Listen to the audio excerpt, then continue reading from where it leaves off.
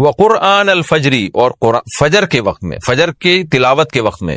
تو قرآن میں اشارہ کر دیا کہ اصل تلاوت کا وقت ہے ہی فجر کا. آج بعض اماموں کو ہم نے دیکھا فجر میں بڑی مختصر تلاوت کرتے ہیں، یہ بالکل غلط ہے. سنت ہے فجر میں طوال مفصل، یعنی سورہ حجرات سے لے کے سورہ بروج تک کی جو لمبی لمبی صورتیں ان کو تلاوت کیا جائے. تو فجر کے قرآن کے وقت بھی آپ نماز قائم کیجئے. ان قرآن الفجری، بے شک فجر کا جو قرآن ہے، فجر میں جو تلاوت ہے، کان مشہودا، اس میں حاضر ہوتے ہیں. کون حاضر ہوتے ہیں؟ حدیث سے پتہ چلتا ہے فرشتے.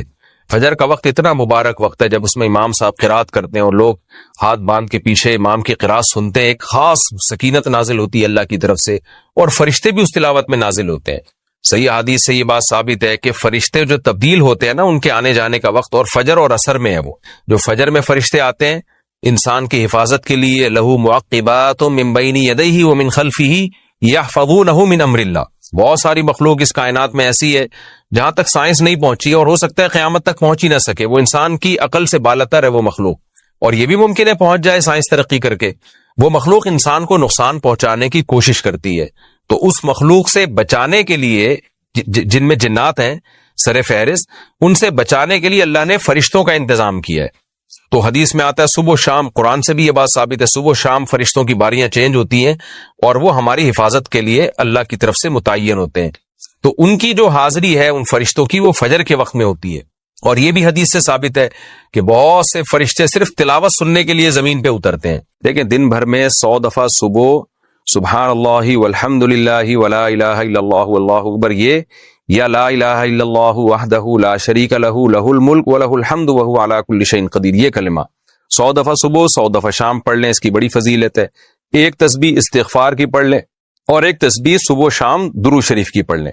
پھر بھی ٹائم ملتا ہے تو جتنی اللہ توفیق دے، اللہ کا ذکر ہے، استغفار ہے، درود شریف ہے، جتنی اللہ توفیق دے، کم سے کم 100 دفعہ صبح شام کا معمول بنانا چاہیے. نماز میں عورت کی کلائی کا کھلا رہنا، اگر نماز میں عورت کی کلائی کھلی ہوئی ہوگی تو کیا نماز ہو جائے گی؟ اقصی حبیب انڈیا سے نہیں، نماز نہیں ہوگی.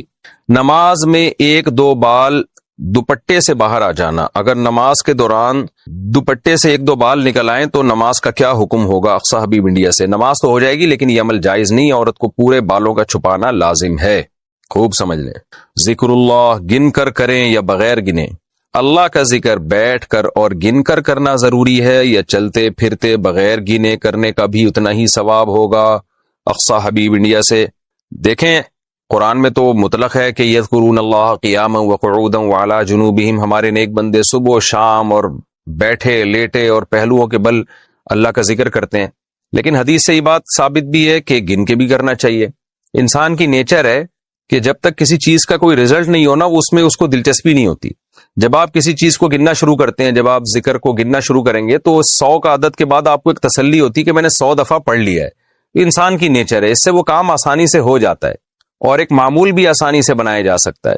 تو اس لیے کچھ ذکر تو ایسے بنا لیں جو آپ نے صبح شام گن ہی کے کرنے ہیں، پھر اس کے بعد اللہ مزید توفیق دے تو بغیر گنے جتنا چاہیں کریں. لیکن کچھ نہ کچھ تسبیحات ایسی ہوں جو ڈیلی پابندی کے ساتھ آپ نے گن کر کرنی ہے، اس کا معمول بنائیں آپ. رات کے آخری حصے میں تہجد پڑھیں یا دعا کریں؟ رات کے آخری حصے میں تہجد کی نماز پڑھنا سب سے افضل بتایا گیا ہے. تو اگر فجر کی نماز سے 1 گھنٹہ پہلے تہجد کی نماز شروع کی جائے، پھر کچھ دیر تک درود شریف پڑھنے کے بعد دعا کی جائے تو کیا یہ نماز پڑھنے اور دعا کی قبولیت کے لیے بہترین وقت ہوگا؟ اقصی حبیب انڈیا سے جی سب سے بہترین وقت رات کا آخری حصہ ہی ہے، تہجد کا بھی اور دعا کا بھی. تہجد کا تو ہے قرآن میں جگہ جگہ ثابت ہے، نبی صلی اللہ علیہ وسلم کا اپنا معمول بھی ہے کہ عام طور پر آپ رات کے آخری حصے میں نماز پڑھتے تھے. اور دعا کے لیے بھی حدیث میں آتا ہے کہ اللہ تعالیٰ رات کے آخری حصے میں آسمان دنیا کی طرف آ کے صدائیں لگاتے ہیں، حل من مستغفر اغفر لہ، کوئی ہے مجھ سے گناہوں سے توبہ کرنے والا میں اس کے گناہوں کو معاف کروں. حل من مسترزق ارزق لہ، کوئی ہے روزی طلب کرنے والا کہ میں اس کو روزی دوں. تو اس لیے آپ اگر یہ معمول بنائیں تو بہت اچھا معمول ہے. کچھ وقت تہجد میں گزاریں اور پھر باقی وقت دعا میں گزاریں.